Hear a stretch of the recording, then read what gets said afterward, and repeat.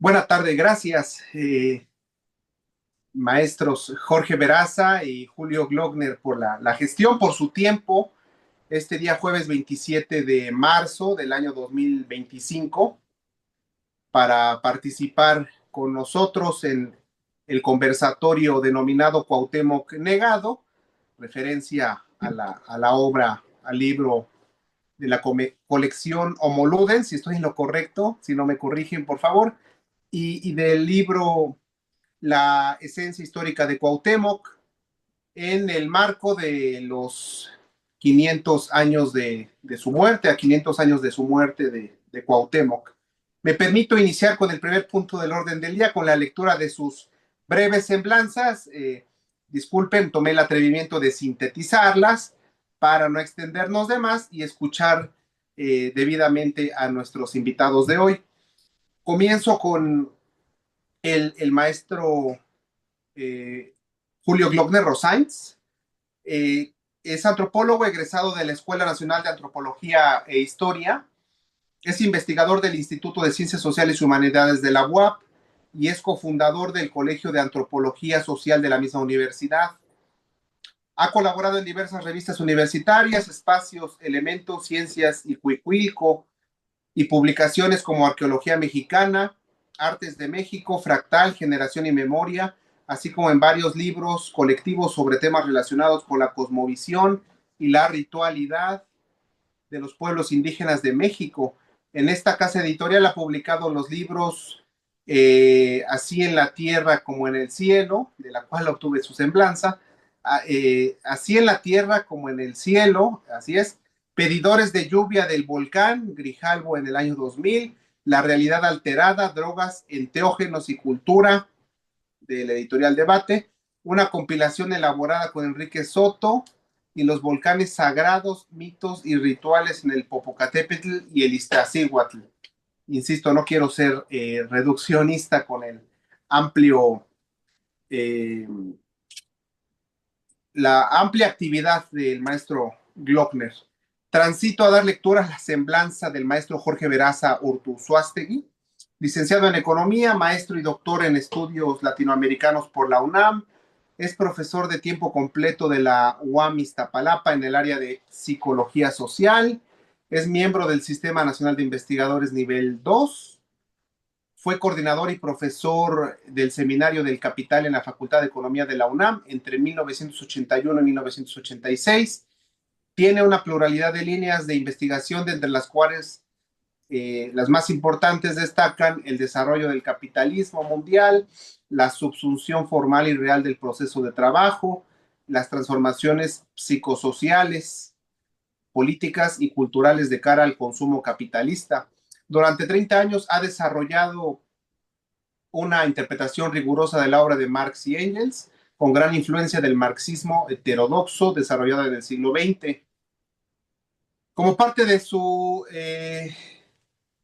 una distinción, fue galardonado con el séptimo Premio Libertador del Pensamiento Crítico 2012 por su obra del reencuentro de Marx con América Latina en la época de la degradación civilizatoria mundial. Y cito únicamente tres obras del maestro Jorge Veraza Urtuzuastegui: Marx y la psicología social del sentido común, contribución a una teoría marxista del sentido común, Revolución Mundial y medida geopolítica de capital, y lucha por la nación en la globalización. Agotado ya el primer punto del orden del día con la lectura de las semblanzas, transitamos al segundo punto del orden del día con este conversatorio para generar una actividad, un ejercicio dinámico en este contexto tan relevante del quinto centenario de la muerte de Cuauhtémoc. Iniciamos con la intervención del el maestro Jorge Veraza. ¿Les parece? Con que primero le escuchemos, maestro Jorge Veraza. Maestro Glockner, ¿está usted de acuerdo? Sí, claro que sí. Como, Gracias, muy amable. sí. Adelante, maestro Jorge Veraza, por favor, le escuchamos. Gracias. ¿Qué quieres que aborde? Sí, ¿cuál sería el principal legado, maestro Jorge Veraza, de Cuauhtémoc, su principal legado que nos pudiera brindar elementos en el presente eh, para valorar la historicidad, la riqueza cultural del pasado, algunos elementos que usted Sí. amablemente nos pudiera ¿Cómo no? compartir para ello, por favor. Pues sí, mira, voy a hablarte del Cuauhtémoc histórico, no del Cuauhtémoc símbolo.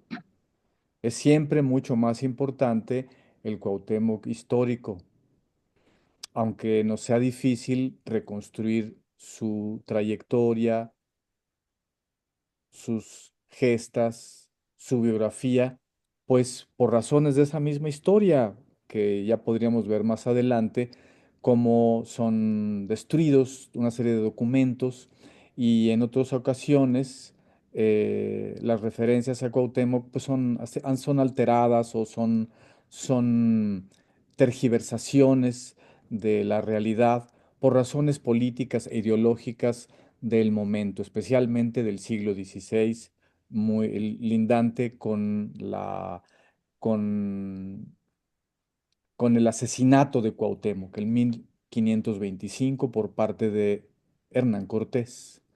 Este evento obliga a ocultar pruebas, a borrar rastros, a tergiversar las situaciones, etcétera.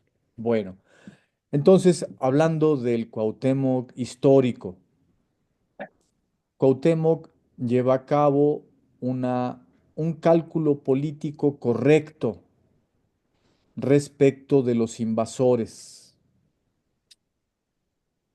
Y este cálculo político correcto, que él actúa, no nada más lo tiene en la cabeza, pues es muy posible que haya sido concertado con el Consejo Supremo de Tenochtitlan. Así que se trata de un cálculo político correcto, mm, construido o formulado colectivamente en referencia a los invasores españoles y a sus aliados indígenas. El cálculo político es correcto porque señala que hay que mantener una resistencia consistente hasta la muerte en contra de los invasores. Esto implica el haber evaluado el tipo de acciones que hacían los invasores, el talante de los invasores, los alcances, los objetivos posibles que perseguían. Y de acuerdo a esta observación, y bien reflexionada, entonces se hace el cálculo político. ¿Podemos entrar en una negociación con los invasores? ¿Podemos aliarnos a los invasores? Y no, el cálculo político es, no, son de tal naturaleza despótica, esclavizante, explotadora, destructiva, asesina, a veces incluso genocida, ya probada desde la llegada a Veracruz, que el único cálculo político adecuado es resistir hasta la muerte. Y si nos vencen, si ya no tenemos armas, seguir resistiendo, aunque sin armas, bajo todas las formas posibles. Este cálculo político correcto no fue el que hicieron los aliados de Cortés, los aliados indígenas. Ellos pensaron que de alguna manera podía concertarse un acuerdo con el invasor. Y pues logran un primer triunfo, vencen a Tenochtitlan, pero inmediatamente van a ser traicionados. La perspectiva que los pueblos indígenas aliados a Cortés tienen, pues es lo que les ha entregado su experiencia política secular. Y es que la hegemonía en el Valle de Anáhuac se lograba a través de alianzas, como la Triple Alianza de Tenochtitlan, de Azcapotzalco y de Texcoco. Entonces, pues es a lo que apuntan. Vamos a decir, ellos han venido hegemonizando hace 200 años. Bueno, ¿qué tal que ahora hegemonizamos nosotros? ¿Cómo llegaron a esta conclusión? Bueno, sí es importante señalarlo. Sobre todo, Cortés logra alianzas a través de amenazas, a través de amenazas de muerte y a través de amenazas de muerte mediante muerte. Esto significa que si yo te amenazo de muerte para lograr algo de ti, por ejemplo, que trabajes para mí, que esta es la figuración que hace Hegel en su Fenomenología del Espíritu, entre la dialéctica de la conciencia del amo y del siervo, pues yo te amenazo de muerte, pero no puedo matarte, porque si te mato, pues ya se acaba la posibilidad de que tú trabajes para mí. Pero eso cambia esta dialéctica del amo y del esclavo, o del siervo y el señor, de servidumbre y señorío. Esto cambia cuando hablamos no de una conciencia y de otra, o de un individuo y de otro, sino cuando hablamos de una multitud, de un pueblo frente a unos invasores, o de varios pueblos frente a unos invasores. En ese momento, yo amenazo de muerte, pero mato. Amenazo de muerte mediante muerte. Y así queda claro que la amenaza va a ser cumplida. Y los demás quedan azorados y ya entonces empiezan a hacer su cálculo político. ¿Me alío o me enfrento? Entonces, esta mecánica es la mecánica de la civilización euroasiática, del tipo de guerra euroasiática, y es el tipo de actuación que hace Cortés en este nuevo territorio, Anahuaca, en donde las guerras seguían otra mecánica porque toda la civilización era completamente distinta. Pero bueno, ha llegado el invasor, un invasor con este talante, y como está amenazando de muerte mediante muerte, este es su signo más interesante, más característico, junto con otro signo importante. Todo es por oro. Por oro se mata, por oro se somete, por oro se pregunta, por oro se queman pueblos. Entonces, estas dos notas son decisivas para el cálculo político que hicieron los pueblos. Ya digo, el de Cuauhtémoc es resistencia hasta la muerte ante este tipo de invasores. El cálculo político que hicieron texcocanos, que hicieron tlaxcaltecas, huejotzincas, totonacas, etcétera, pues dicen, no, pues hay que plegarnos, o posiblemente si nos aliamos, podríamos lograr una triple alianza, una quíntuple alianza, y nosotros hegemonizar en lugar de Tenochtitlan, de Azcapotzalco y de Texcoco. A esto le apuntan presionados por la amenaza de muerte mediante muerte. Esto los presiona a su cálculo político, que resulta ser luego traicionado, y luego traicionado no solo por Cortés, luego por la corona. Y luego van a tener una situación análoga a la del propio pueblo mexica, a ese pueblo que ellos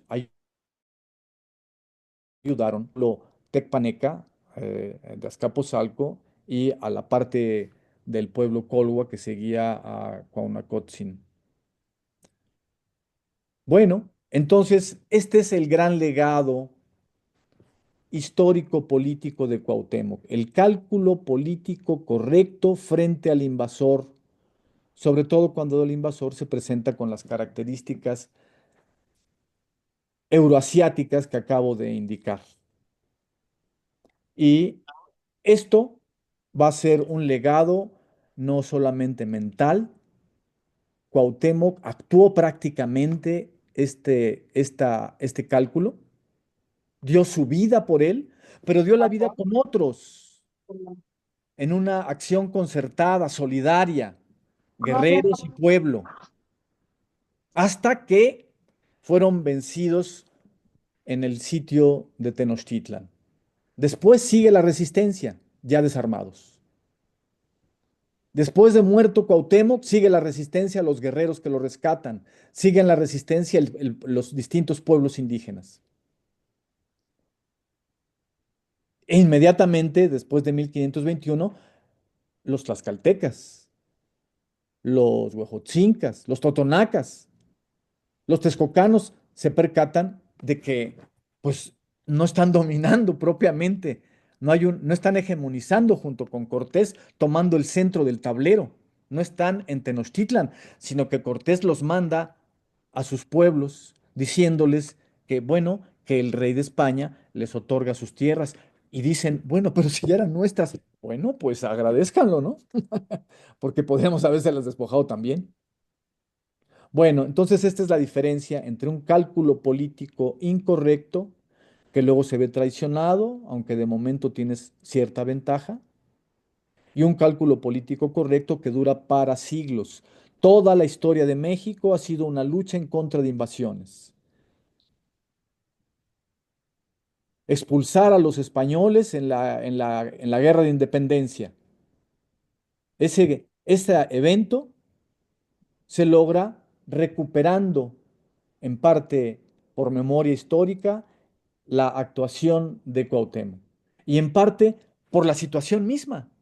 La situación misma obliga, reactualiza memorias perdidas o cobran sentido cosas que se tienen en la memoria pero que uno desvaloraba ante el invasor presente, ante en 1829 cuando intentan volver a meterse los españoles para reconquistar. Otra vez se actualiza el tema de qué hacer con los invasores. En 1836, cuando los norteamericanos se intentan quedar con Texas y efectivamente se quedan con Texas, otra vez se reactualiza el mismo tema. En la invasión norteamericana de 1847-49, que llegan a tomar la Ciudad de México, evidentemente volvió a reactualizarse el tema, ¿no? Por ejemplo, Carlos María Bustamante habla en su libro sobre la invasión norteamericana del nuevo Bernal, del nuevo Bernal Díaz del Castillo, pues, que está haciendo la historia de una nueva invasión. Es muy, muy clara, muy fresca la memoria de que ante el invasor, ¿qué hay que hacer? Y luego viene la invasión francesa que tocó tan de cerca Puebla, de por medio un Maximiliano de Habsburgo. Y Juárez, cuando manda fusilar a Maximiliano, tiene que justificar ante Europa y ante el mundo este fusilamiento. Y en su manifiesto, que aparece como apéndice en el libro Cuauhtémoc Negado, Análisis de la negación de los restos de Cuauhtémoc, Epistemología y Método, en este apéndice, en este manifiesto de los, se llama, aquí lo tengo así,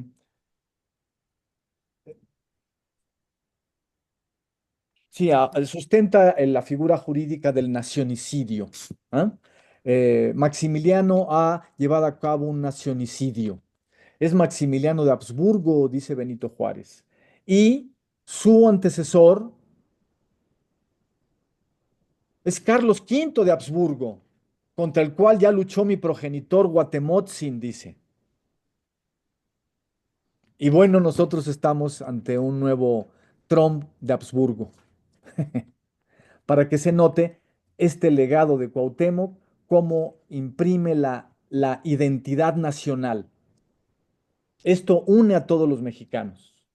Somos de distintas sangres, mestizas, indígenas, criollas, francesas, alemanas, etcétera, norteamericanas, de distintas sangres indígenas incluso, distintas etnias y de distintas culturas.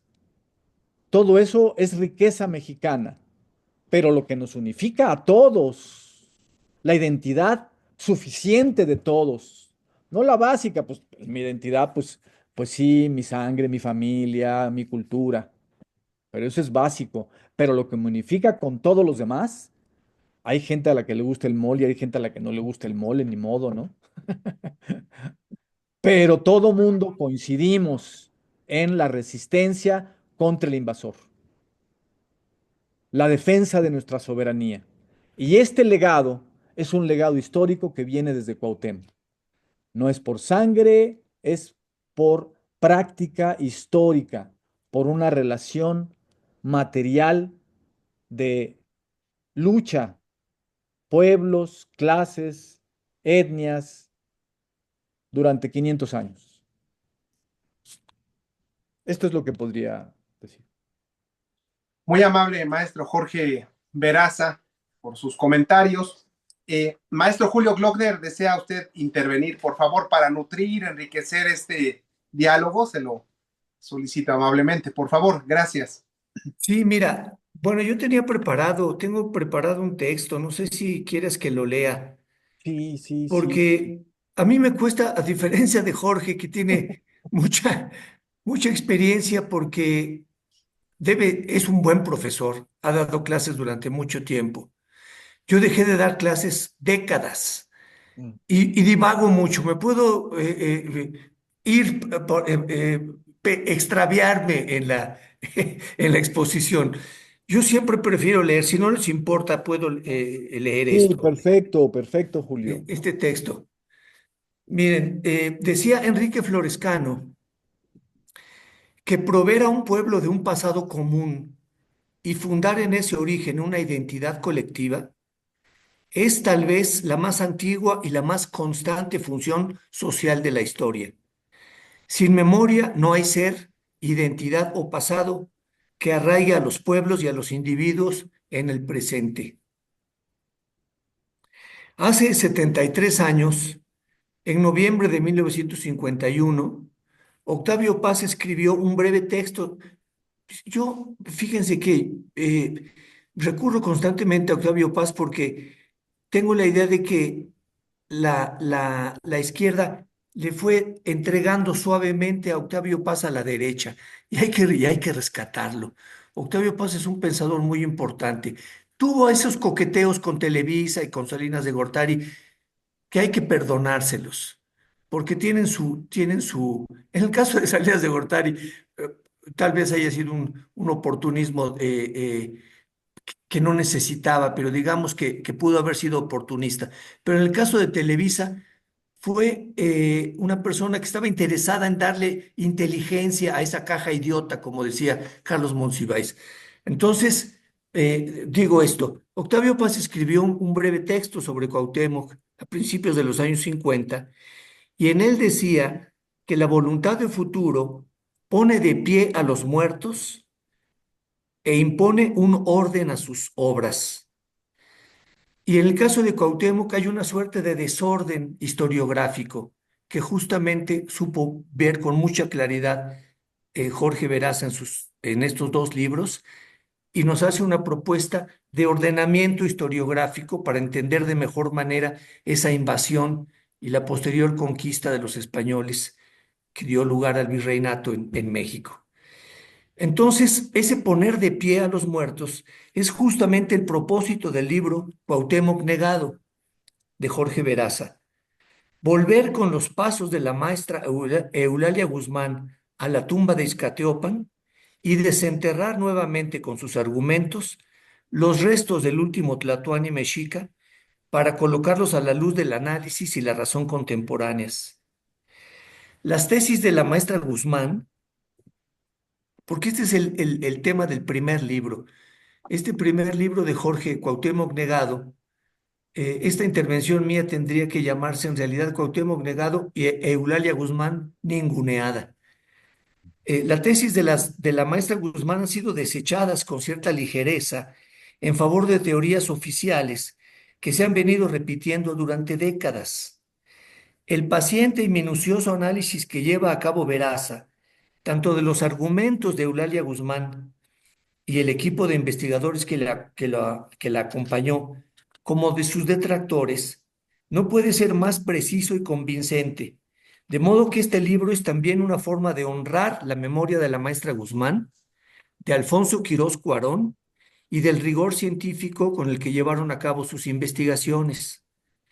Desafortunadamente, en la excelente revista Arqueología Mexicana, en su edición especial número 119, que acaba de aparecer, dedicada a conmemorar los 500 años del asesinato de Cuauhtémoc, se repiten los mismos argumentos falaces que vienen haciéndose eco desde hace décadas en un ambiente académico acrítico que ha decidido refrendar un conjunto de ideas que se han venido difundiendo mediante un principio de autoridad proveniente de personas con cierto prestigio en la arqueología y la historia. Esta situación se ha repetido desde mediados del siglo pasado, con Alfonso Caso a la cabeza, hasta nuestros días, con Eduardo Matos encabezando al grupo de colaboradores de este número de la revista, que en su portada ofrece un debate sobre los destinos de los restos de Cuauhtémoc. Sin embargo, cualquier lector mínimamente informado sabe que este debate está en realidad en suspenso, en espera de un desenlace serio, bien documentado y guiado por la inteligencia y la razón de la ciencia y las disciplinas humanísticas. Justamente eso es lo que hace Jorge, poner otra vez estos temas a discusión y no han sido respondidos. No se ha levantado, digamos, el pañuelo que caballerosamente y de manera muy inteligente ha puesto Jorge para retar a los detractores de Eulalia Guzmán. Actualmente se sostienen los mismos argumentos de las tres comisiones que descalificaron las investigaciones de Eulalia y su equipo, ignorando las respuestas a estos cuestionamientos que la maestra Guzmán y el doctor Quirós Cuarón hicieron puntualmente en su momento. De ahí la importancia de los libros que Jorge Veraza y Pablo Moctezuma Barragán, que retoman los argumentos de Eulalia Guzmán y exponen los propios, para ofrecer una perspectiva de análisis y reflexión distinta a la versión hispanista, lo que implica una lectura originalmente diversa, más certera y veraz desde mi punto de vista de la conquista de México.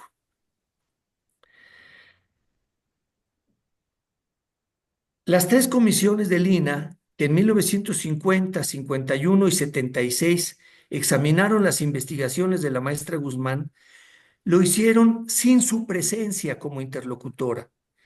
Lo hicieron sin escuchar sus argumentos ni los de su equipo, integrado por una veintena de científicos, por antropólogos, criminalistas, geólogos, químicos, arqueólogos, arquitectos, paleógrafos e historiadores. Esto significa simple y llanamente que no se procuró una discusión y un análisis serio del tema, sino más bien un juicio condenatorio. Es decir, todo parece indicar que el propósito de las tres comisiones consistió en dejar intacta la versión que de la conquista dio Hernán Cortés a Carlos V en sus cartas de relación, que con algunas variantes repiten Bernal Díaz y López de Gómara en sus respectivas historias. Pero lo más grave es que está ocurriendo exactamente lo mismo en nuestros días, haciendo oídos sordos a los argumentos de Veraza y Moctezuma y Pablo Moctezuma, a los argumentos que están exponiendo Jorge Veraza y Pablo, volver a plantear las tesis de Eulalia Guzmán que no han sido respondidas como lo exige cualquier análisis serio del tema.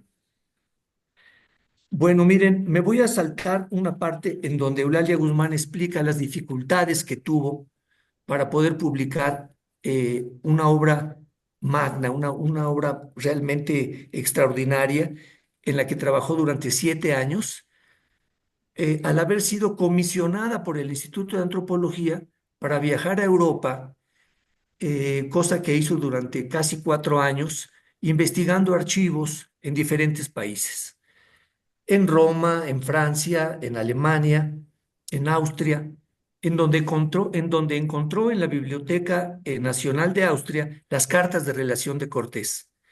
Ella, como paleógrafa, la mejor calificada en México, comenzó a hacer la paleografía de las cartas de relación, pero sus lecturas previas le permitieron ir detectando las mentiras que Hernán Cortés decía en estas cartas de relación.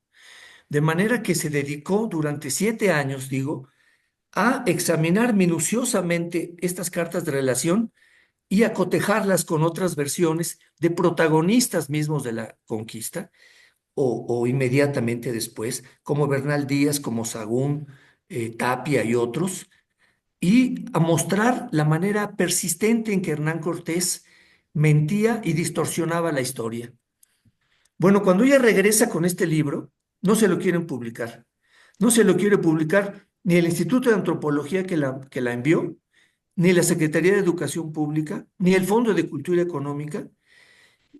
Y cuando le sugirieron que se lo publicara la UNAM, ella finalmente desistió porque vio que quienes tenían que revisar el libro, uno se decía descendiente del conde de Alba, otro admirador de Hernán Cortés. O sea, ella dijo, bueno, no, por favor, ya no voy a volver a pasar por este calvario. El libro finalmente lo publicó Ignacio Romero Vargas en 1958 y por fortuna existe ya, gracias al Centro de Investigaciones Centro de Investigaciones Históricas de las de las Revoluciones Mexicanas. Hay una versión digital que fue en 1919 o 21, no me acuerdo, Jorge. 19. En 1900, perdón, en el 2019. 2019. Se puede consultar esta obra entonces en esta versión digital. Entonces, miren, ustedes, voy a referirme al segundo libro de Jorge, que es eh, La esencia histórica de Cuauhtémoc.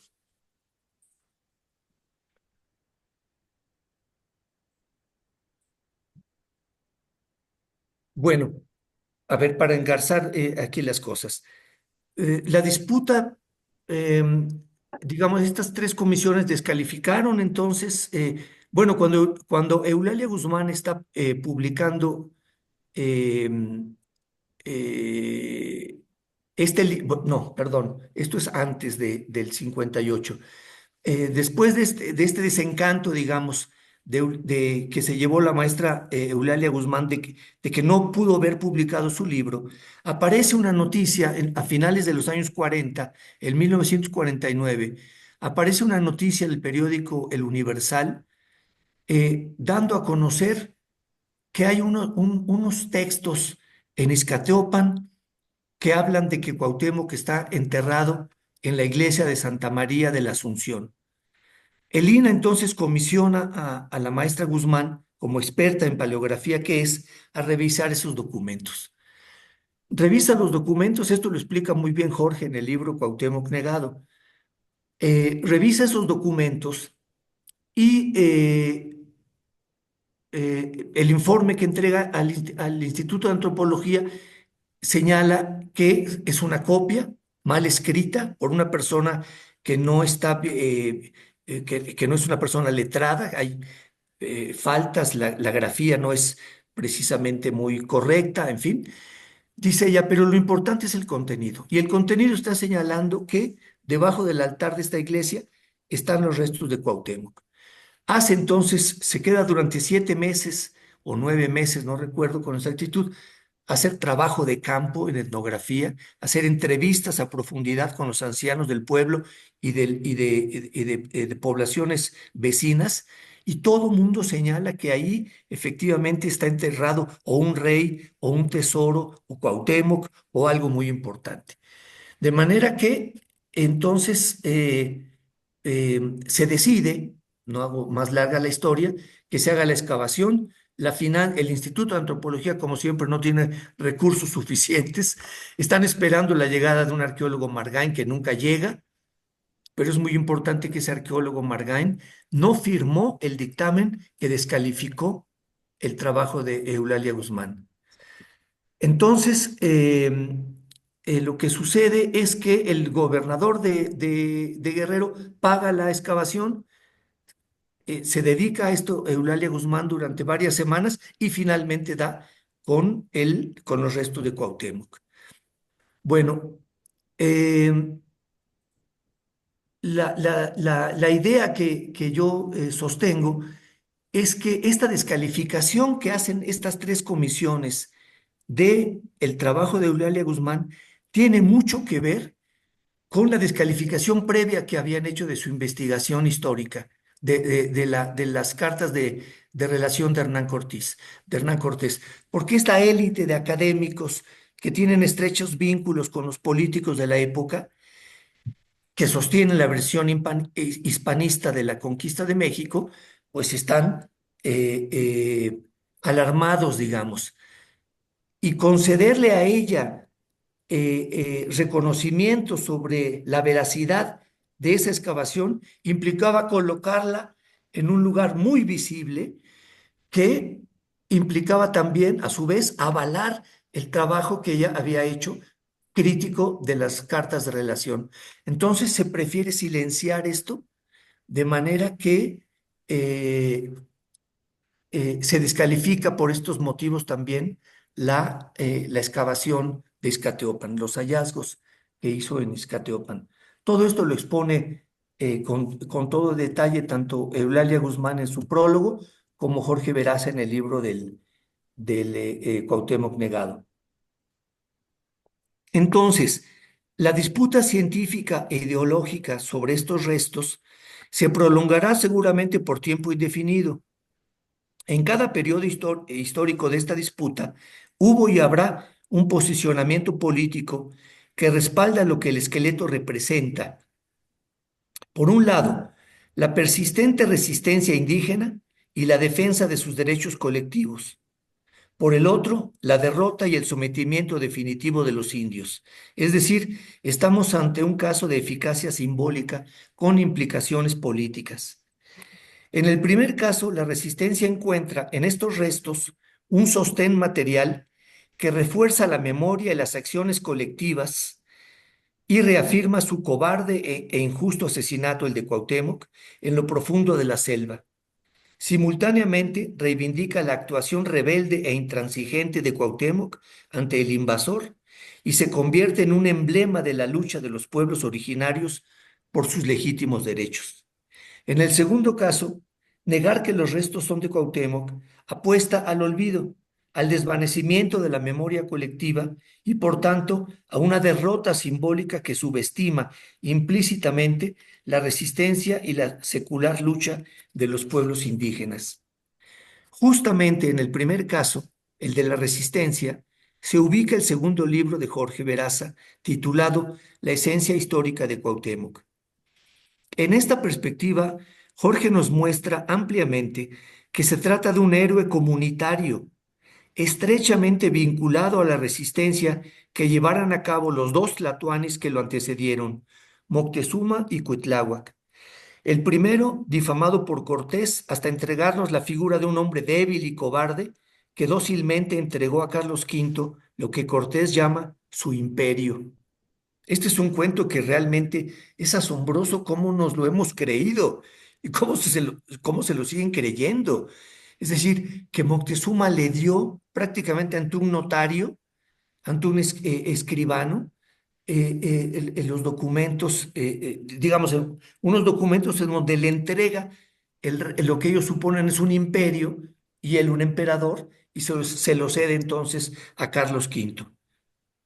Sustentando sus tesis en una nutrida bibliografía que va de la historia a la ciencia política y la antropología a la psicología social y la filosofía, Veraza lleva a cabo una interesante analogía entre la equívoca narrativa feudalizante de Hernán Cortés y la narrativa crítica de Eulalia Guzmán, que no solo lo desmiente en aspectos fundamentales de la conquista, sino que revela la profunda incomprensión de los cronistas españoles sobre la formación social y económica de la náhuatl, y incomprensión que a juicio del autor se ha desplegado hasta nuestros días en una buena cantidad de estudios de estudiosos de ese periodo histórico que continúan utilizando un aparato conceptual inapropiado para comprender lo que Veraza denomina la civilización anahuaca, que comprendería un inmenso territorio que va de Jalisco a Honduras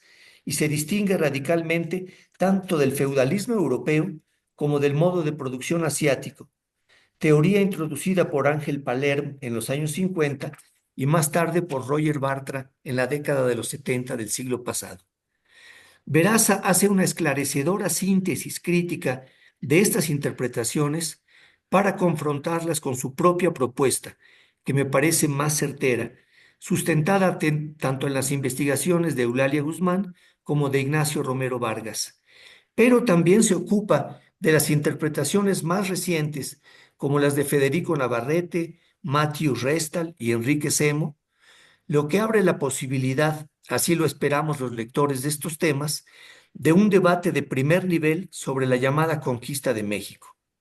Nos corresponde a nosotros, universitarios o no, propiciar estos debates en los espacios adecuados, organizando ciclos de conferencias y mesas redondas donde se expongan y debatan estas distintas lecturas e interpretaciones.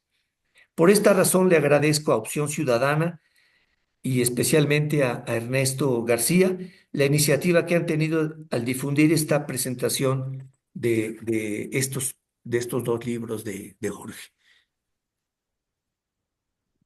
A ustedes, gracias. Gracias, maestro Julio Glockner Rosains, y anteriormente, gracias, maestro Jorge Veraza. Gracias a ustedes por su tiempo y sus comentarios que estimulan la reflexión, el pensamiento crítico, para contar con una aproximación de los hechos de un pasado complejo.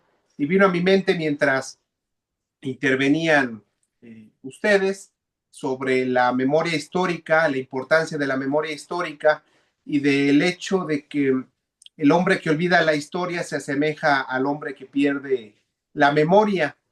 En consecuencia, vino también a mi mente el artículo 7 y 8 de la Declaración de las Responsabilidades de las Generaciones Actuales para con las generaciones futuras de la UNESCO, transmitir el patrimonio histórico, cultural, a las siguientes generaciones, ese compromiso. Y concluyo para transitar a escuchar intervenciones de nuestros invitados y generar un ejercicio dinámico de intercambio de ideas, quizás para resolver algunas dudas o ampliar el conocimiento, algunos datos.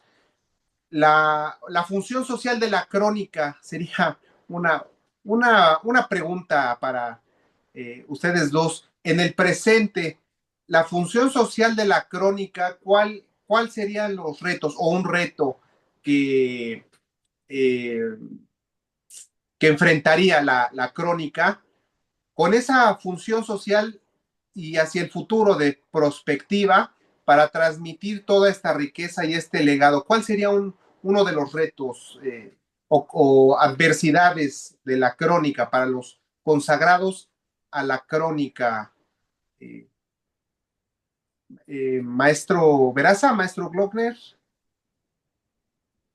algunos comentarios, por favor. ¿Te refieres a los cronistas actuales? Sí, a los cronistas actuales. Mira, eh, ante todo la veracidad, eh, yo creo que en nuestro estado, que es lo que mejor conozco, muchas veces se deja llevar por una especie de romanticismo local que exagera las cualidades de la región, hay una falta de rigor en cuanto al análisis y a examinar la realidad local. Tenemos cronistas en todo el estado que hay diferencias muy grandes entre unos y otros. Digamos, hay gente que tiene conocimientos de historia, que se ha preocupado eh, por ejemplo, es el caso de René Bonilla en Iztacamastitlán. Eh, es el caso más connotado que conozco como cronista. Él es un ingeniero que ha escrito un libro que a mí me permitió argumentar muy bien la historia de esta región para lograr, fíjate la importancia que tuvo para mí ese libro, para lograr que la minera Almaden Minerals, esta minera canadiense que pretendía explotar oro en esas montañas preciosas de Iztacamastitlán, se le negara la concesión la Secretaría de Economía le negara y la del Medio Ambiente le negaran la concesión. Y es el único caso en América Latina, según me han dicho, digamos, expertos en el trabajo de minería, de las inversiones extranjeras en minería, es el único caso en América Latina donde se le ha cancelado la concesión a una minera. Esto fue gracias a el trabajo minucioso de un cronista, René Bonilla, ¿no? En contraste con él, hay cronistas campechanos, digamos, que se toman el compromiso muy a la ligera, inventan cosas, en fin. De manera que yo sugeriría que hubiera mucho más rigor en la crónica, más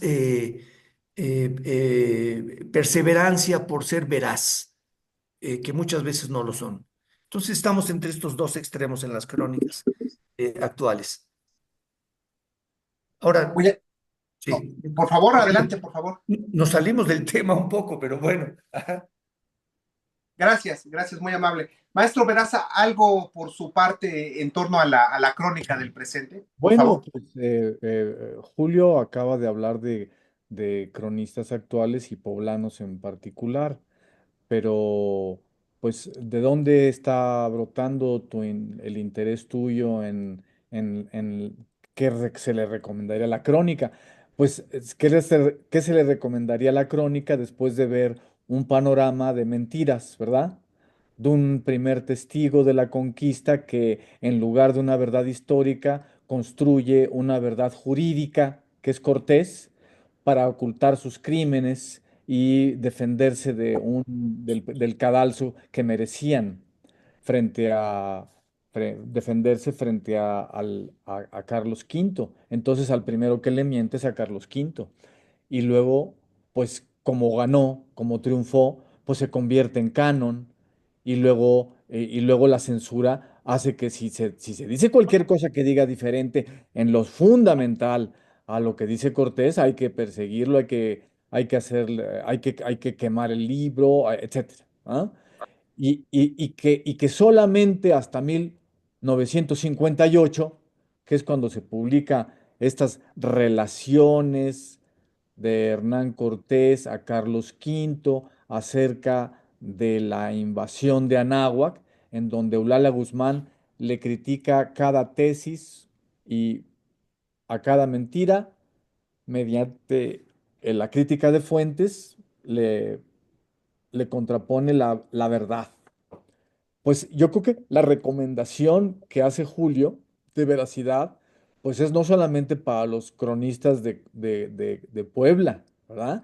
Y que ya vemos, si uno de los cronistas habla con la verdad, se puede salvar un pueblo, se puede ganar una lucha, la resistencia es posible.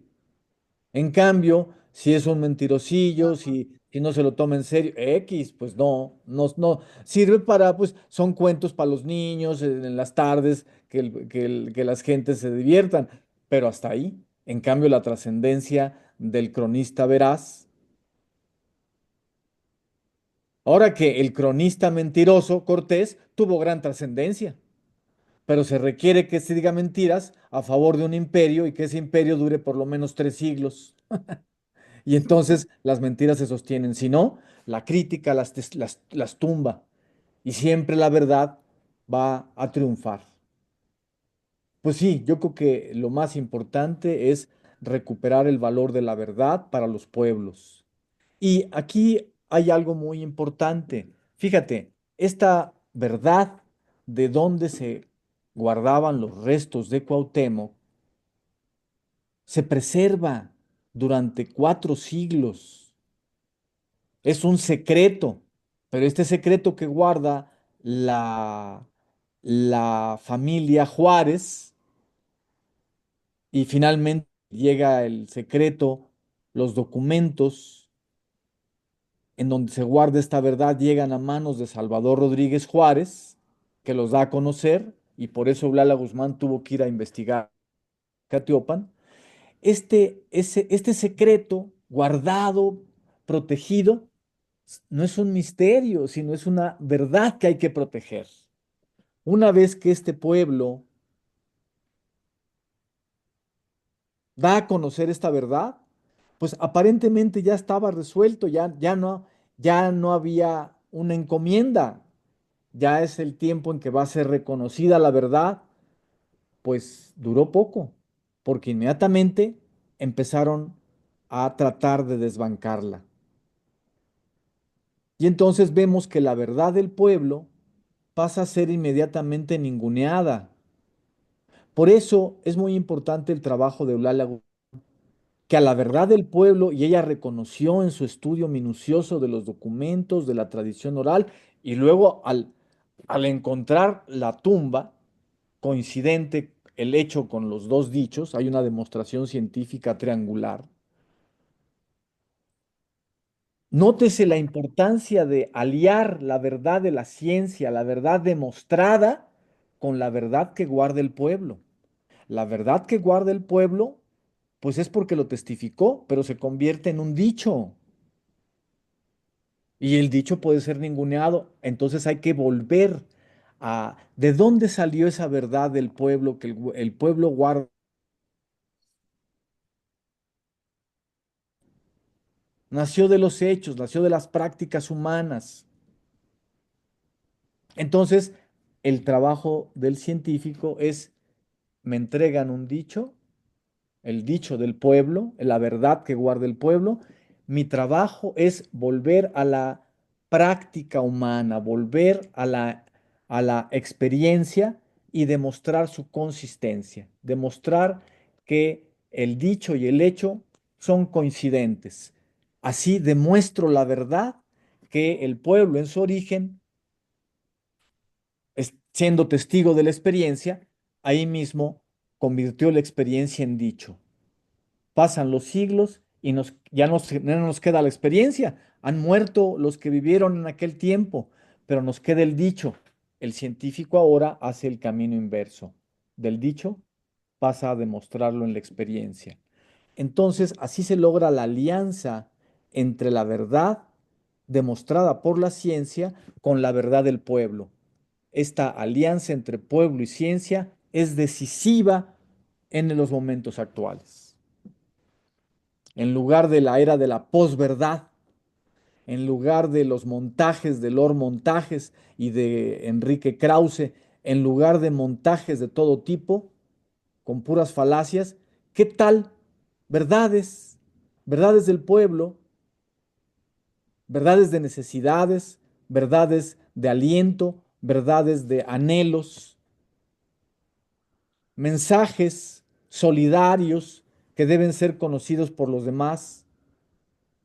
Y luego también demostrado científicamente en su justicia, por ejemplo. Hay una verdad del pueblo, hay una minera que nos está destruyendo nuestros acuíferos, que está destruyendo nuestra forma de vida. Bueno, pues eso dice usted, ¿no? ¿Qué tal que lo demostramos científicamente? Es un poco a lo que me refiero. Esta alianza de la verdad demostrada por la ciencia con la verdad del pueblo, sea por anhelos, sea por necesidades, sea por urgencias, sea por atropellos, o por que la convivencia se dice que es de tal manera. En fin, lo que podría yo contestar, Ernesto, y concordar con Julio, por supuesto. Muy amable, maestro Jorge Veraza, gracias por sus comentarios. Y transitamos a escuchar a nuestros invitados y amigos que nos acompañan, ya sea con su pregunta o comentario adicional que nutra y enriquezca el pensamiento crítico. En el orden de intervenciones, visualicé que solicitó el uso de la voz Eduardo Ruiz Ortiz. Adelante, Eduardo, te escuchamos, por favor. Gracias, Ernesto. Buenas noches a todos. Buenas noches. Y Buenas noches. para los expertos, mi pregunta es una solamente. ¿Es correcto seguir diciendo la conquista de México en vez de decir la conquista de los pueblos originarios o los pueblos de Mesoamérica, que obviamente el término Mesoamérica es de un antropólogo alemán, pero es pertinente ahorita que estamos hablando de un revisionismo, de dejar a un lado esas verdades que nos han impuesto, que son pues mentiras, y volver a construir otra vez la historia como tal, sin que esté manipulada. Lo comento porque hay muchos pueblos en nuestro actual país que es México, pero para ese contexto histórico no existía pues esa nación. Existían muchas comunidades, o mejor dicho, muchos imperios indígenas. Entonces, ¿es correcto manejarnos de esa manera o es pertinente hacerlo para una unidad nacional? Muchísimas gracias. ¿Quieres intervenir, Julio? Sí, muy rápidamente. Gracias por tu pregunta. Mira, efectivamente, México, como lo conocemos hoy, desde luego no existía.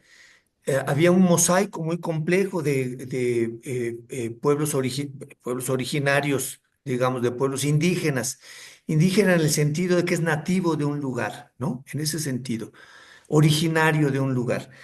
Entonces, lo que sucede es que hay una invasión, ¿no? En los primeros 2 años, digamos, de 1919 a 1921, lo que hay es una invasión militar eh, que culmina con la caída de Tenochtitlan, pero esto no significa que México haya sido conquistado. Es decir, imagínate tú que, por ejemplo, hubo durante todo el periodo virreinal, durante 300 años, hubo rebeliones en todas las regiones indígenas del país. Carlos Montemayor tiene, por ejemplo, un libro muy interesante sobre esto, que da cuenta de esta cantidad de rebeliones en el norte, en el centro de México, en el sur. Los mayas, por ejemplo, no fueron sometidos sino hasta las primeras décadas del siglo XX. Todavía tenían en una localidad llamada Chan Santa Cruz, que hoy se llama Felipe Carrillo Puerto, fue el último, eh, la última trinchera, digamos, de la rebelión maya, hasta las primeras décadas del siglo XX. Entonces, eh, claro que no se puede hablar de la conquista de México. Ahora, si hablamos en términos culturales, desde luego que hay una influencia de la cultura europea, pero ojo, eh, digamos, los españoles son herederos de una cultura visigoda bien pobre. Lo que traen los españoles tiene que ver, mira, el arado era de Egipto, los números eran arábigos, el alfabeto era latino, la religión era judía, eh, la pólvora era china, el papel era chino. Es decir, los españoles traen, fue gracias digamos, a que en la cuenca del Mediterráneo se da la convergencia entre el norte de África, Asia y Europa, que hay una efervescencia cultural allí. Entonces, digamos, va a haber una conquista cultural en el sentido de que eh, eh, la migración de miles de españoles y otros europeos durante el periodo virreinal va poco a poco permeando con el idioma, las costumbres, la vestimenta, la dieta, etcétera. Y en ese sentido sí se puede hablar no propiamente de una conquista, sino de un mestizaje cultural. Porque también estos invasores, colonos después, fueron adoptando conocimientos, prácticas, etcétera, de los pueblos originarios. No sé si contesté a tu pregunta, pero o lo hice demasiado, a lo mejor No, demasiado amplio. perfecto, perfecto. Me Este, abre el yo quiero criterio y más añadir que algo. nada esta parte de España que no tiene mucha cultura, fue adoptada. Eso es un buen punto de vista. Gracias. Yo quiero añadir a esta tan interesante reflexión, este balance tan minucioso y atinado que hace el doctor Julio Glockner. Y bueno, pues los invito a recordar este título del libro de Eulalia Guzmán, que precisamente se llama Relaciones de Hernán Cortés a Carlos V. Y ahora viene lo importante para la pregunta que hace nuestro compañero Eduardo Ruiz Ortiz. Luego dice, después de Relaciones de Hernán Cortés a Carlos V, acerca de la invasión de Anáhuac. Bueno, cuando dice invasión, está criticando el término conquista. Esta, esta idea crítica le viene a Eulalia Guzmán de Fray Bartolomé de las Casas, que decía que los soldados y capitanes hablaban de conquista, decían conquista de lo que realmente era una invasión. Claro, porque conquista propiamente es un evento positivo. Se conquista la cumbre de una montaña, se conquista a una muchacha, se conquista a un muchacho, etcétera. Esa es una conquista, un acto positivo que logra obtener algo valioso. Y aquí no hubo ningún acto positivo. Es una invasión. Por eso es así el énfasis que le da Fray Bartolomé de las Casas, haciéndoselo valer al rey de España, a Carlos V. Entonces, Eulalia Guzmán recupera esta trayectoria, esta tradición crítica de no nombrar, de no tergiversar lo negativo y negador, ponerlo como si fuera positivo, no nombrar conquista lo que es, en realidad fue un acto negativo y negador, la invasión. Y luego, pues qué extraño que Bernal Díaz del Castillo diga historia verdadera de la conquista de Nueva España. Pues si Nueva España no existía, ¿ah? Entonces, Eulalia Guzmán se percata de este, de este carácter mm, intempestivo, a contratiempo. No existe, no existía Nueva España, pero el título de Bernal supone que ya existía desde antes. Entonces, pues, ¿cuál conquista? Sí, llama conquista a lo que Eulalia Guzmán llama Anáhuac. El Anáhuac, desde Jalisco hasta Nicaragua, nombrado así por la Triple Alianza, es el nombre genérico de este espacio. No Mesoamérica, no, eh, no Nueva España, no México, que México es el nombre que tiene hasta después de 1824, con el triunfo de la Guerra de Independencia e incluso como instauración de la República Mexicana, ¿no? De los Estados Unidos mexicanos. Y bueno, otros pueblos, en ese entonces hay solamente una civilización que alcanza a nombrar a todo el territorio, a este vasto territorio como Anáhuac. Distintos pueblos que son independientes, pues tienen otros nombres para su localidad, quizá a veces si tienen noción de la región entera. Bueno, pues tendríamos tantos nombres como estos pueblos. Sí es conveniente, antes de que sepamos todos los nombres que los distintos pueblos le dieron a la región, que fue invadida y luego fue colonizada, en medio de estas luchas que no terminaron durante toda la colonia y que más bien todas las luchas que nos refiere Montemayor y que ahora nos recordó Julio, todas estas luchas van a congregarse, a coincidir, a sintetizarse en la Revolución de Independencia.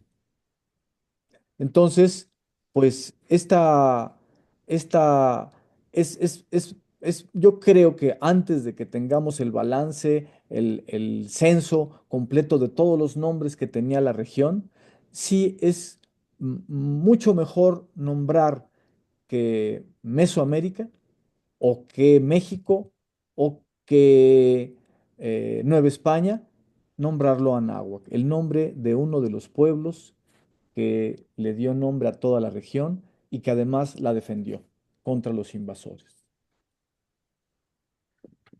Muy amable, maestro Jorge Veraza y maestro Julio Glockner. Transitamos a la siguiente intervención para ya encaminarnos hacia la conclusión del conversatorio, no abusar de sus tiempos. Corresponde el uso de la voz a Ventura Reyes. Por favor, le escuchamos con su pregunta o intervención, comentario. Adelante, por favor. Una pregunta. ¿Se podría actualizar los análisis de la osamenta de Cuauhtémoc y ya con evidencias y con tecnología actual pedir que sean reconocidas? Porque a fin de cuentas es lo que se pide, que sea reconocido. Y Claro. pues Izcatiopan quedaría como emblemático. Ya se podría hacer eso y en caso de que si se pudiera y saliera positivo, ¿qué se le pediría al gobierno central? Bueno, Gracias. no tengo el conocimiento técnico suficiente para decidir eso. Me han dicho que como son muy antiguos los restos y están calcinados, una investigación de carbono 14 no sería posible, pero no lo sé de veras.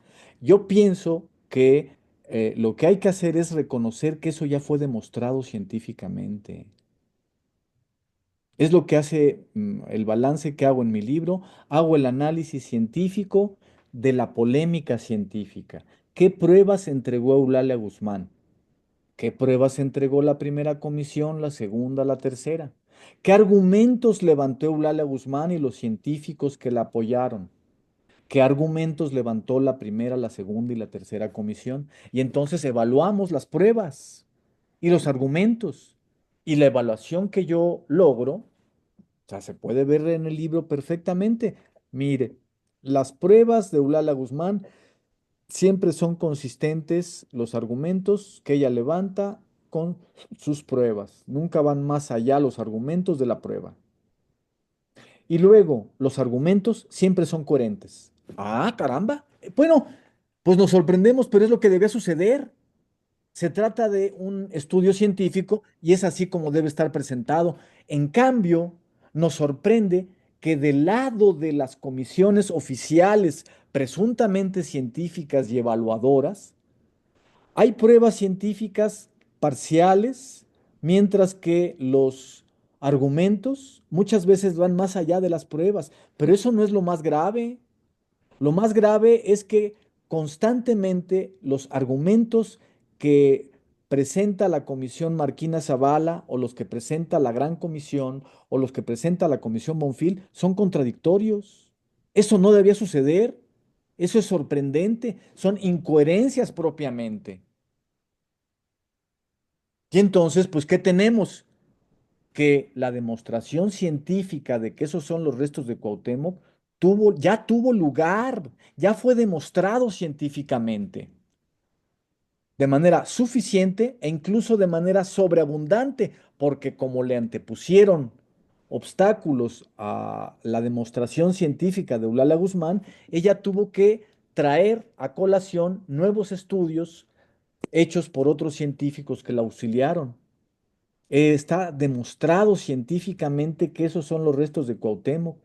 Y entonces lo que nos resta es demostrar cómo es un planteamiento pseudocientífico el que levantó el INAH en sus tres comisiones. Y bueno, vale la pena hacer una diferencia. La posición oficial del INAH en sus tres comisiones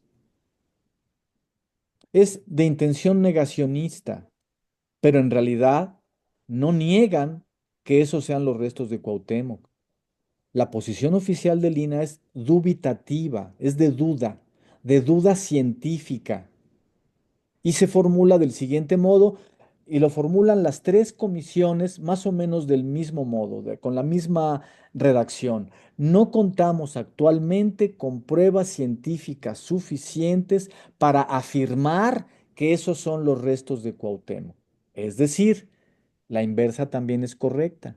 No contamos actualmente con pruebas científicas suficientes para negar que esos son los restos de Cuauhtémoc, porque si contaran con pruebas científicas suficientes lo hubieran hecho, hubieran negado y no lo hicieron. La posición de Lina es de duda científica, prudente, hasta cierto punto, y está esperando a que haya nuevas investigaciones para que nos vayamos por el sí o por el no. El libro que yo escribí es una nueva investigación, una investigación epistemológica, lógica y metodológica de toda la polémica científica, de las pruebas que se entregan y de los argumentos que se entregan. Bueno, por ejemplo, cuando el INA dice no contamos con pruebas científicas suficientes. A ver, ¿cómo que no cuentan con pruebas científicas suficientes si les entregaron pruebas científicas suficientes e incluso sobreabundantes? Ah, pues sí, pero pues algunas las rechazamos. Bueno, tienen derecho como una comisión revisora rechazar ciertas pruebas científicas y reconocer otras, pero fíjese que usted me tiene que decir cuál fue el criterio que utilizó para rechazar unas pruebas y acoger otras. El criterio tiene que ser científico también. ¿Y saben qué sucede? Que hay silencio. No dicen cuál fue el criterio. Simplemente dicen que no tienen pruebas suficientes, pero no dicen por qué rechazaron ciertas pruebas. Bueno, eso tampoco debía suceder. Esta posición también es contradictoria. Pero todo esto es lo que presenta la posición oficial del INA en sus tres comisiones. Esta prudencia científica que ya vemos que, sin embargo, tampoco tiene sustento. Pero lo que está haciendo el doctor Matos Moctezuma, el doctor Salvador Rueda o la maestra Patricia Ledesma y otros, es que a cuento de que el doctor Matos Moctezuma participó en la Comisión Bonfil, dirigió la Comisión Bonfil, y los otros dos tuvieron que ver con estos trabajos o conocen de ellos, pues ellos manifiestan, sostienen un furibundo negacionismo. No son los restos de Cuauhtémoc. Eso fue falso. Eulalia Guzmán se comportó antiética en el caso Izcatiopan. Mentira, son puras mentiras y no tienen cómo sustentar ese dicho de que esos no son los restos de Cuauhtémoc. ¿Qué pruebas tienen? Las pruebas que dio el INA. Ah, bueno, con las pruebas que dio el INA llegó hasta el punto de decir no contamos con pruebas científicas suficientes para decir que son los restos de Cuauhtémoc.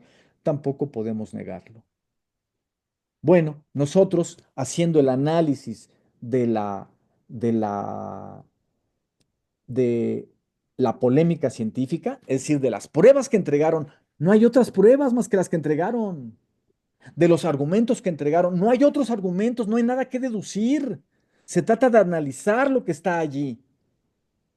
Ese es el cuerpo del delito. Esos son los rastros de sangre. Allí en esos libros, en esas pruebas y argumentos que entregaron, el caso se cierra completito. Y bueno, notamos que hay incoherencias constantes y que tienen un sesgo ideológico, cuando lo que debía prevalecer era una argumentación científica. Así que, ya digo, no se trata de hacer una nueva investigación sobre los restos, sino las pruebas que ya se dieron, los argumentos que ya se dieron, hay que evaluarlos honestamente. Y honestamente significa metódicamente, con lógica, con coherencia, con las reglas de la epistemología. Hay reglas científicas para ese análisis científico. Y esa es una nueva investigación, está hecha y nos inclina a favor del sí. ¿Por qué? Pues precisamente porque ya estaba decidido desde antes. Ya se había demostrado sobreabundantemente que esos eran los restos de Cuauhtémoc. Pero hubo, pues, intenciones, intereses que se fabricaron en lo oscurito. ¿Cómo fueron? Bueno, esa es harina de otro costal. Si quieren, platicamos un poco de eso. Pero mi trabajo en primer lugar es cómo montaron la demostración Eulalia Guzmán y sus argumentos y cómo los montaron las comisiones, sus argumentos y sus pruebas. ¿Cómo montaron el montaje pseudocientífico las comisiones del INAH? Bueno, eso es lo que hago en ese trabajo. Eso es lo que podría contestar, a reserva de plantear y por qué lo hicieron así, ¿verdad?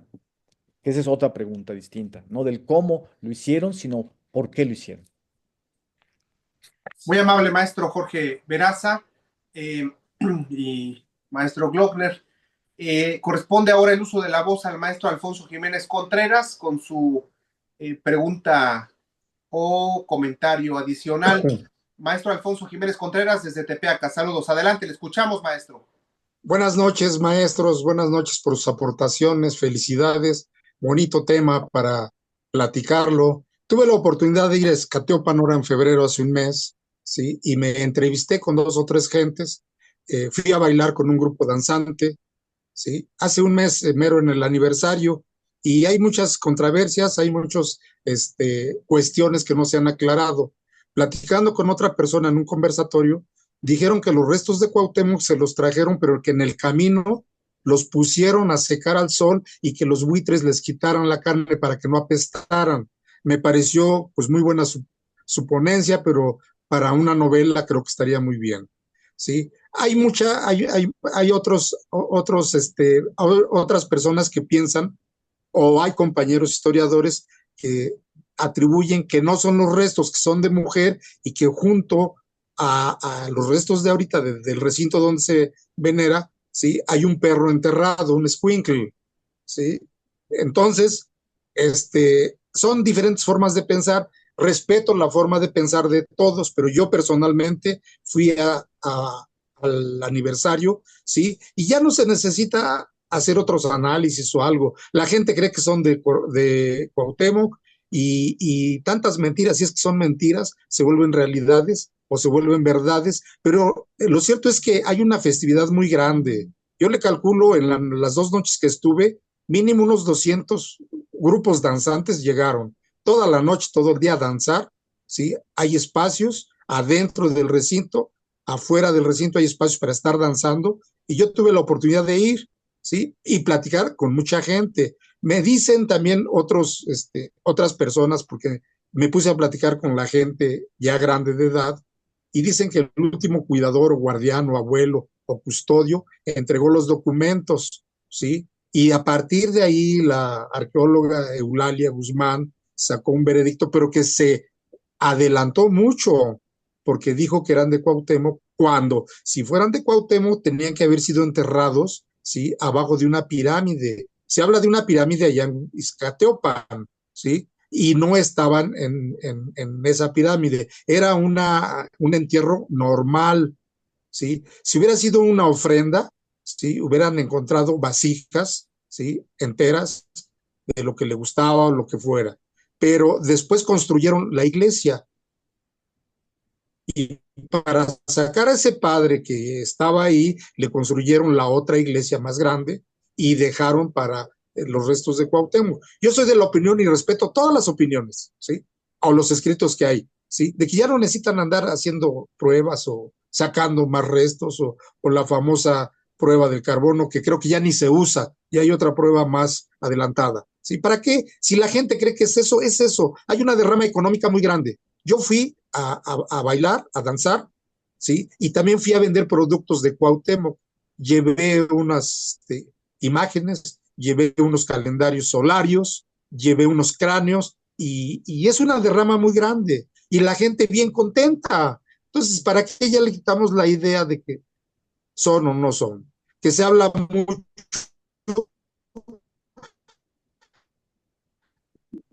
Acabo de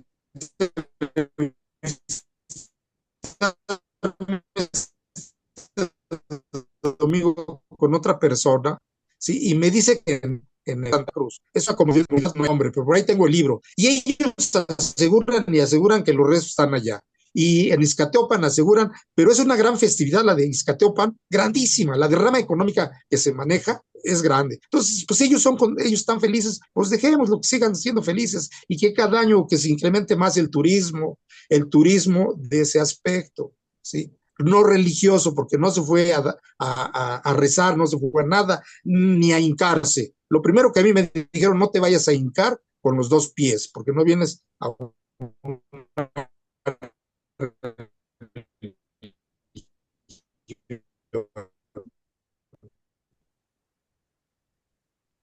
se hinca uno con un solo pie. Compañeros, que tenían que haber sido enterrados en una pirámide abajo. No se habla nada de eso allá, que existiera una pequeña pirámide como para el entierro y luego la iglesia, ¿sí? Y sí se podría creer porque los españoles derrumbaban la pirámide y sobre de ella construían su iglesia para evangelizar. Entonces yo digo que así son felices, ¿sí? A mí me sirvió de mucha experiencia, amenacé con regresar el otro año, ¿sí? Y de volver a vivir esa festividad que se vive tan grande del baile, ¿sí? De la danza prehispánica, ¿sí? Entonces yo agradezco a todos sus ponencias, respeto todo lo que se dijo, ¿sí? A lo mejor a mí me falta leer un poquito más, pero es todo lo que les puedo aportar. Soy el maestro Alfonso Jiménez Contreras de Tepeyac-Atlaitic, ¿sí? Esa es otra historia, Tepeyac-Atlaitic. El día que gusten platicamos de Tepeyac-Atlaitic. Pero felicidades a los ponentes, felicidades al maestro Ernesto que nos da la oportunidad de participar, ¿sí? De estar, y yo quedé muy contento y sigo contento y más con lo que hoy me nutrí de los conocimientos que me faltaban o que me faltan, porque me faltan, yo siento que me faltan, ¿sí? Y yo sigo en la historia, soy maestro jubilado. Gracias, buenas noches y gracias. Gracias a usted, maestro Alfonso. ¿Existirá algún comentario, maestro Veraza, maestro Glockner, de lo anteriormente expuesto? Sí, muy brevemente. Muchas gracias, maestro Alfonso, por su intervención. Mire, nosotros también estuvimos ahí en febrero, pero entre el gentío, pues no nos vimos. Jorge me invitó hace 3 o 4 años y he estado yendo los últimos años. Ahí estuvimos también en febrero y efectivamente la gente está muy contenta, es una gran festividad con una derrama económica importante para la localidad, en fin. Pero fíjese que aquí creo que no, digamos, no se agota el problema con esa solución. Es muy importante lo que señala Jorge en el sentido de que las pruebas ya están dadas. Todos los argumentos que dio Eulalia Guzmán son argumentos verídicos que no han tenido una respuesta. Este es un asunto de honestidad intelectual de los académicos. El Instituto de Antropología hizo muy bien, como explica Jorge, al tener esa actitud prudente de duda y de no afirmar ni que son ni que no son, sino hasta esperar pruebas suficientes. Pero como bien dice Jorge, las pruebas ya están dadas. El problema es que nunca invitaron a la maestra Eulalia Guzmán en estas 3 comisiones. En el 76 todavía vivía ella. Ella nació en 1890, de manera que en el 76 tenía 86 años. ¿O ya había muerto, Jorge? Hasta el 85. Ah, en el 85. Ah, exacto, en el 85. Entonces, en el 76 todavía vivía y hubieran tenido digamos, la atención, pero más que la atención, la honestidad intelectual de invitarla y debatir con ella las pruebas que ella había presentado, que no han sido respondidas. De la misma manera que no se está respondiendo a Jorge Veraza y a Pablo Moctezuma Barragán, que están replanteando estos problemas con nuevas aportaciones, con nuevas análisis, reflexiones sumamente convincentes y que han sido silenciadas, ignoradas totalmente por los detractores del trabajo de Eulalia Guzmán. Entonces, es muy importante, digamos, no tiene por qué agotarse el asunto en que la gente cree. Qué bueno que la gente cree, pero es más importante todavía que esté convencida de que eso es veraz, que eso es real, que eso es verídico, que ahí hay una verdad que fue silenciada. Y no solamente creer, porque las creencias son, digamos, muy elásticas, muy se prestan, uno puede creer cualquier cosa y tiene el derecho a creer cualquier cosa, pero otra cosa es que haya un sustento de veracidad a eso que uno cree. Sí, pues yo añadiría otro comentario estando de acuerdo con todos los planteamientos que ha hecho Julio, y consiste en que efectivamente hay miles de danzantes y miles de personas que asisten a Izcatiopan y la mayor parte de ellos pues asume, cree que esos son los restos de Cuauhtémoc y está muy bien. Eh, pues ellos se dice que tienen el corazón bien puesto, ¿verdad? Que sienten a el señor Cuauhtémoc. Pero vamos a suponer que no todos los mexicanos tenemos el corazón tan bien puesto. O veámoslo en términos numéricos. A esa festividad, al homenaje de Cuauhtémoc, de su nacimiento, de su muerte, etcétera, en febrero, asisten 8,000 personas, supongamos entre 8,000 y 12,000, y todos ellos están convencidos de que ahí están los restos de Cuauhtémoc. Pero el resto de personas que somos mexicanos, que habitamos la República Mexicana y que más de 30 millones de mexicanos están en Estados Unidos, en total somos poco más de 130 millones de mexicanos. Muchos de ellos no sabemos, no saben que ahí están los restos de Cuauhtémoc. Y los que tienen una noción, más bien les han dicho que eso es mentira. Les han quitado esa identidad, les han quitado esa verdad. ¿Cómo, cómo lograr que todos esos mexicanos, esos 130 millones de mexicanos, hacer que todos crean? Pues eso es lo difícil. Ah, pero si se demuestra científicamente y se publica la demostración, inmediatamente todo el mundo dice, ah, bueno, esos son los restos de Cuauhtémoc. Ah, qué interesante, no sabía yo. Me están dando la noticia que en Izcatiopan están los restos de Cuauhtémoc y que está demostrado científicamente. Pues vale la pena que yo haga el viaje y entonces me voy a unir con los danzantes y yo también voy a sentir lo que ellos sienten, claro, pero solo ahora sí, no nada más para esos 8,000, sino para los 130 millones de mexicanos también va a ser una verdad en lugar de la mentira que le han contado y que le han quitado un, un puntal muy importante de su identidad, de su dignidad. Yes. Muy amable, maestro Veraza. Ya nos acercamos al final. Corresponde el uso de la voz a Hugo Ávila. Castañeda, por favor, nos apoyas activando tu micrófono y escuchamos ya sea tu pregunta o tu comentario, por favor, para ya al final. Por favor, Hugo. Todavía no te escuchamos. Es que su micrófono está apagado. Ah, Sí, si nos apoyas, Hugo, activando tu micrófono, por favor. explícale bien, explícale bien, Ernesto, cómo es. Sí, seguramente, Hugo, en tu dispositivo, en tu celular, un icono en la parte inferior izquierda. Rojo, Hay un microfonito.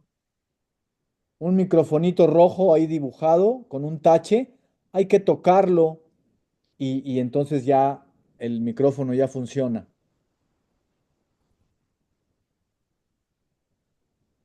Se activa. No, todavía no te escuchamos, Hugo, todavía no. Si te parece, en lo que nos apoyas activando tu micrófono, con gusto te escuchamos en unos minutos, pero me permito dar lectura. Lenin Iván Valdés envía mensajes en el chat. La conquista de la náhuatl inició con la caída de Tenochtitlan y de los mexicas y la paulatina implementación del virreinato. Y adicionalmente comenta que un estudio de carbono 14 se puede aplicar a materiales de hasta 100,000 años de antigüedad. También el comentario de Rosa, el mito dicen que el gobierno hizo ese circo porque fue la matanza del 2 de octubre, pues Cuauhtémoc nunca abrazó la religión y qué bonito, comenta ella, que de alguna manera se ha recordado por buena manera. Gracias por compartir.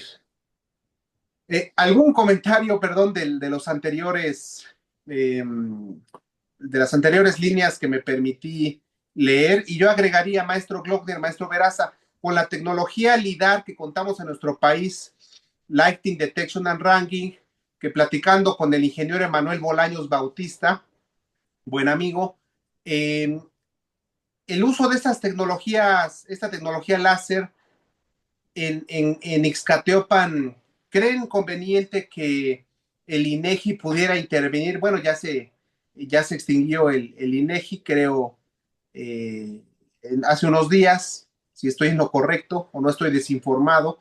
Esta tecnología LIDAR en Ixcateopan podría arrojar nuevos datos, nuevos indicios para aumentar lo que ya se conoce en Ixcateopan. Bueno, es posible, la tecnología LIDAR, pues es muy interesante. O sea, a lo mejor se encuentran una zona arqueológica más vasta. Pero ya digo, no es que se añadan, no es que se añadan conocimientos, sino que la demostración científica cualitativa del hecho específico ya está dada. Eso ya ocurrió, solamente que fue malversada. Hicieron trampa. En cambio, Lala Guzmán no hizo trampa. Si hubiera hecho trampa, oye, pues oh, no, no, pues hasta un lado. Pero no, no hizo trampa. Ni en las pruebas, ni en los argumentos. Y se ha dicho que hizo trampa. Ah, pues a ver, pruébalo. Hay que hacer el análisis científico de las pruebas y argumentos científicos. Bueno, hay que hacerlo, pues eso fue algo que se pudo haber dicho en 2021. Pero en 2023 ya está hecho ese análisis. Aquí está. Esta es la investigación. Y ya se vio quién dijo verdad, quién dijo mentira, para ponerlo resumidamente. Y no nada más dijo, sino que demostró científicamente que era verdadero. Es decir, demostró que el hecho coincidía con el dicho.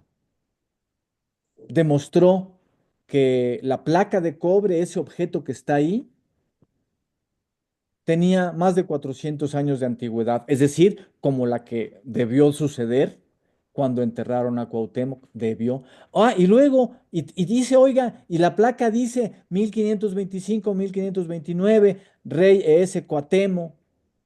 Ah, pero a lo mejor lo que dice lo escribieron luego. Bueno, también se probó que la oxidación en los surcos donde están esas letras que identifican los restos con el nombre de Cuauhtémoc,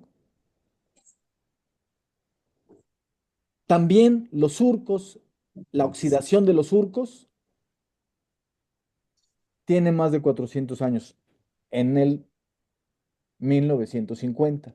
Es decir, de nueva cuenta se comprobó que el dicho 1529, 1525 corresponde al hecho. La placa es de esa época. Y dice Cuauhtémoc. Y el esqueleto también es viejo, de 400 años. Es decir, estoy siempre remitiéndome al año de 1949-50. Todo eso está demostrado. Bueno, pues cabe exigir que esa verdad sea reconocida, que esa demostración científica no sea ninguneada. Les iba a platicar una anécdota personal, pero, en fin, se las voy a platicar, ¿eh? Porque muestra el tipo de trampas que se hacen. Yo concursé para una plaza de tiempo completo en la UAM, que generalmente no hacían trampa. Y concursé por una plaza de tiempo completo en la carrera de ciencia política. Como ustedes oyeron, yo estuve en la carrera de psicología social, pero bueno, en aquel entonces eh, participé por la plaza de ciencia política. Y otro concursante llegó. Bueno, hicimos el examen con jurado, etcétera, etcétera, ¿no? Y entonces, le dan el fallo favorable a él y yo impugno. Digo, oiga, pero no, no, si no es posible por cómo nos desplegamos en el examen, por el examen escrito que hicimos, etcétera, etcétera, pues no, no me parece justa la, la Pues sí. calificación.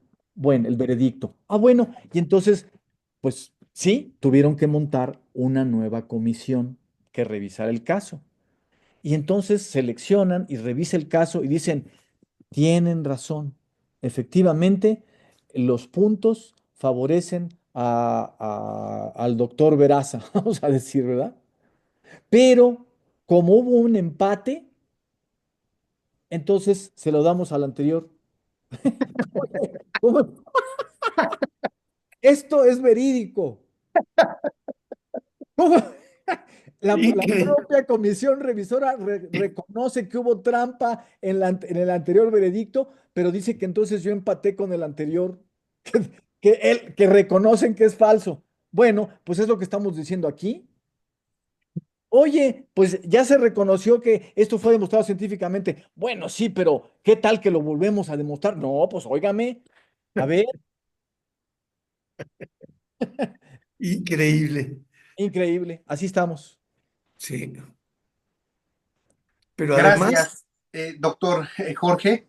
ajá, Ya tiene activado Hugo su micrófono. Adelante, sí. Hugo, te escuchamos, por favor.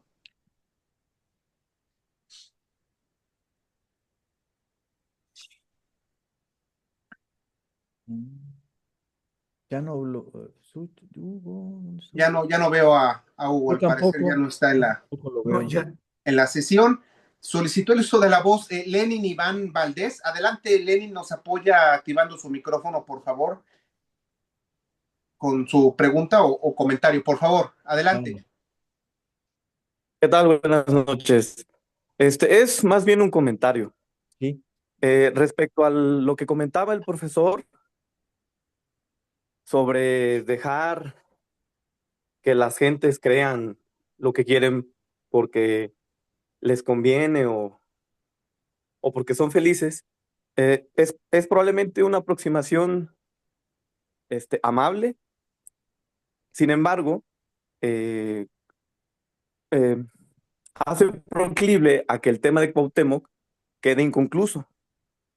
Este, y esa condición ha generado que en ciertos, este, que de cierta manera la figura de Cuauhtémoc se esté mitificando y que la parte verídica de su historia, de su biografía y del símbolo que representa cobre menos importancia. Por tal motivo, es bastante importante que haya claridad por una cuestión de símbolos. Es importante que haya claridad cómo fue su vida, cómo fue su muerte y dónde está enterrado. Porque de otra manera se presta a que la figura de Cuauhtémoc resulte en una especie de Cristo redentor, que no tiene nada de malo, no es nada de malo, pero normalmente esas figuras redentoras eh, se amplían de manera mítica y por lo tanto su parte historiográfica o histórica tiende a ser disminuida. Además, si lo recordamos de manera breve, en uno de los documentos principales, fundacionales de lo que ahora es México, los Sentimientos en la Nación, se establece que México deviene de aquellas grandes naciones que le antecedieron.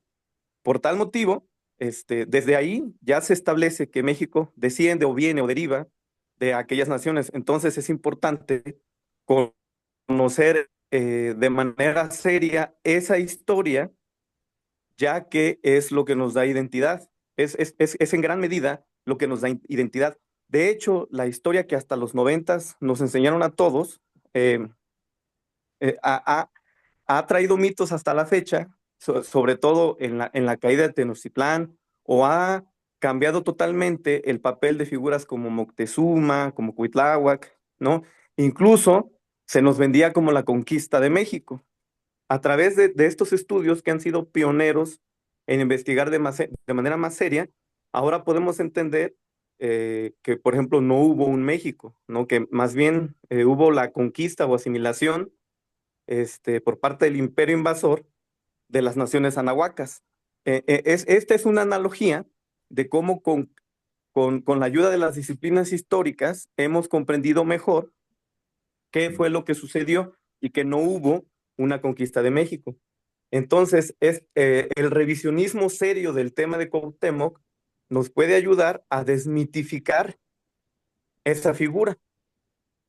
Es un tema, es una cuestión que nos ayudaría a sanear nuestra historia como país. Es ahí donde radica las investigaciones serias de estos personajes. No solamente es una cuestión de creencias, no es solamente algo que de manera per se o por antonomasia nos dé felicidad. Es una cuestión importante porque la historia nos da identidad. Y bueno, ese es mi comentario al respecto de lo que comentaba, digo, con mucho respeto, pero sí difiero un poco al respecto y es lo que quería abonar. Por otra parte, también quisiera comentar que aunque yo estoy de acuerdo con la tesis principal del libro de Cuauhtémoc Negado, me parece que siempre agregar conocimiento a un tema es importante. Mi formación es diferente a las disciplinas sociales o históricas, y quizá de ahí viene mi diferencia de opinión. Por ejemplo, los métodos radiométricos, actualmente el de carbono 14 no está descontinuado ni nada por el estilo. Dependiendo los materiales, uno puede tener datos fiables de sustancias o materiales de hasta 50,000 a 100,000 años. Eso nada más como digamos un dato extra, ¿no? Siempre un tema se puede enriquecer más. Eso sí, este, tratado de manera ética, ¿no? Claro, Bueno, pues muchas gracias. sí, gracias. Bueno, Gracias, Lenin. Sí, añado un adelante, por favor. comentario. Añado un comentario. Sí, por favor. Sí, vamos a recordar la historia de la discusión, ¿verdad?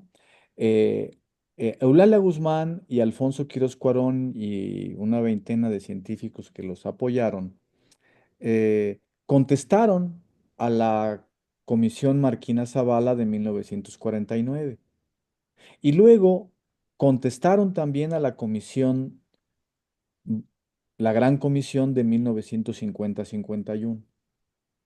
Ocurre que ya a la Comisión Bonfil no pudieron contestar. A los 2 años estaba muriendo el doctor Alfonso Quirós Cuarón, en 1978. Y Eulalia Guzmán murió hasta 85, pero estaba muy lesionada de su salud. Entonces ya no pudo encargarse de dar la respuesta científica en los dictámenes ofrecidos por la Comisión Bonfil. De alguna manera, pues hubo una especie de vacío de científicos que dieran la pelea, que levantaran la bandera de la verdad, la bandera de la demostración científica lograda. Y de eso es de lo que se trata ahora. También de la defensa de la ciencia mexicana pisoteada y también de la defensa de una científica mexicana también pisoteada. Bueno, ¿y qué quedó cuando ya no, que se habían aliado con la verdad del pueblo para añadir la verdad científicamente demostrada? ¿Qué sucedió cuando por viejos, por cansancio, ya no pudieron contestar? Prevaleció como una única verdad la truculenta versión de la Comisión Bonfil, que repetía en nuevo diapasón, pero en mayor parte repetía lo que ya habían dicho las anteriores dos comisiones. ¿Qué sucedió? Que quedó como cosa juzgada, como si fuera la palabra de Dios en lugar de ciencia. Y nadie pudo hacer nada. ¿Qué le quedó entonces al pueblo? Pues decir, no, pues no, ahorita no podemos hacer ninguna discusión, demostrar, no demostrar, pero nos queda la creencia, nos queda nuestra convicción. Yo conocí a Eulalia Guzmán, yo vino aquí a Izcatiopan, etcétera. Entonces, pues yo leí su libro, entonces leí el documento en donde dijo que estaba demostrado y yo también le creo y ahí están los restos. Entonces, yo tengo mi convicción en mi corazón de que esos son los restos de Cuauhtémoc y eso lo voy a defender. Noten ustedes que esta posición es una posición defensiva, cuando ya no se puede contraatacar. La pseudociencia habla y te calla, pero tú a la pseudociencia realmente solo la puedes combatir con ciencia, pero para eso requiere uno preparación y de pronto se habían muerto o estaban muy viejos quienes ya habían levantado la bandera de la ciencia. Por eso es lo que ha sucedido durante tanto tiempo. Y ganaron la narrativa en los periódicos, en la televisión, en la radio. Y todavía andan por ahí, tienen a su servicio la revista de arqueología y les publican todas sus mentiras. Claro que también dicen verdad, sí, pero también dicen mentiras, óigame. Tienen la narrativa ganada, pues hay que difundir que eso no está demostrado científicamente y que la demostración científica ya ocurrió y que también está demostrado que ya ocurrió. Por eso creo yo que se trata de también levantar la bandera de Eulalia Guzmán y de los científicos que fueron pisoteados. Nada de andar ninguneando tanto esfuerzo. Pues sería el caso en términos, vamos a decir, sociales y de una cosa realmente importante, de la cosa trivial que yo les platiqué. Para mí no fue trivial en el momento en que sucedió, ¿eh? Cuando me dieron ese dictamen de que quedaba yo en empate y como que me empata pierde, pues ¿cómo ves? Son pura triquiñuela, hombre.